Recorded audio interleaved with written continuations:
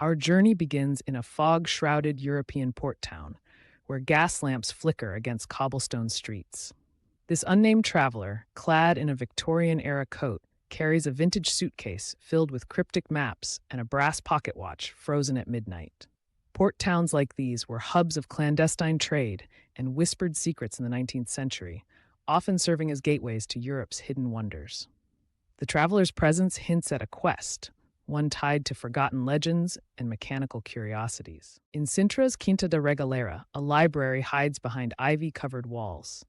Here, leather-bound books on alchemy and celestial navigation line oak shelves, their pages marked with symbols echoing the Knights Templar. The traveler uncovers a coded map tucked inside a 1793 edition of Occult Philosophies, its ink fading but its secrets intact. Sintra's libraries were once gathering places for scholars and mystics, blending science with the esoteric during Europe's Age of Enlightenment. Beneath Poland's earth lies Wieliczka salt mine, a 13th century labyrinth where miners carved chapels from salt crystals. The traveler descends 135 meters, passing chandeliers glittering with halite and walls that hum with trapped echoes. Local lore claims the deepest tunnels sing when wind passes through, a natural phenomenon documented by 19th century geologists. This subterranean cathedral, with its salt-carved statues of saints, remains one of Europe's most surreal feats of engineering. Giethoorn, a village untouched by time, is a network of canals and thatched cottages straight from a Victorian painting. But beneath its idyllic surface lies a secret, the workshop of a reclusive inventor who built clockwork birds and self-playing harps. The traveler finds blueprints for a perpetual motion machine in a windmill's attic, its gears still dusted with brass filings. Giethoorn's isolation preserved these mechanical wonders, remnants of an era when innovation bordered on magic. Poveglia, Venice's forbidden island, hides a decaying ballroom where plague victims once danced in masks to ward off death. The traveler steps over shattered chandeliers and moth-eaten gowns, finding a music sheet titled Danse Macabre on a grand piano. Historical records suggest 19th century doctors hosted macabre masquerades here, believing music could cure melancholia. Today, visitors report phantom waltzes, echoes of a desperate attempt to defy mortality. Segovia's Torreon de Lozoya, a 14th century tower, was home to an alchemist who claimed to transmute lead into gold. The traveler discovers blackened crucibles and journals filled with encrypted recipes, including one for aqua vitae.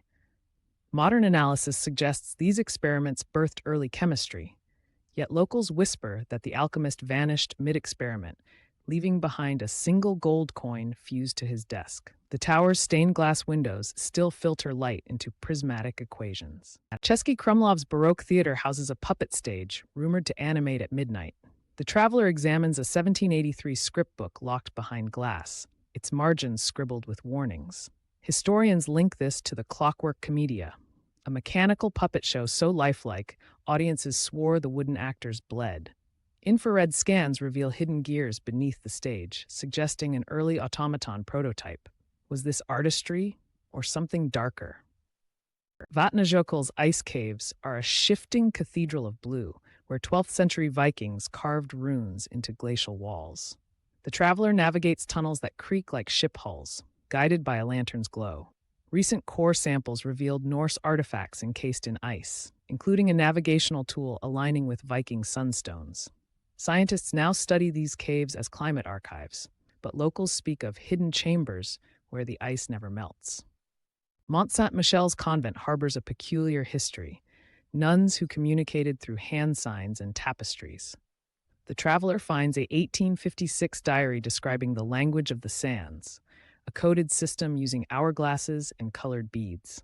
Researchers suggest this was a survival tactic during the convent's isolation by tides. Yet X-rays of the walls reveal hollow spaces, perhaps hiding relics of a silent sisterhood who guarded more than prayers. The traveler assembles the clues, a brass key from Sintra, Giethoorn's blueprints, Poveglia's music. The final letter from Mont Saint-Michel reveals these sites were nodes in a ley line network, a Victorian theory linking places of power. Though debunked by science, the traveler smiles, realizing the true legacy. These wonders inspired generations to seek, invent, and dream. The camera pulls back, showing their map now glowing with connected golden threads.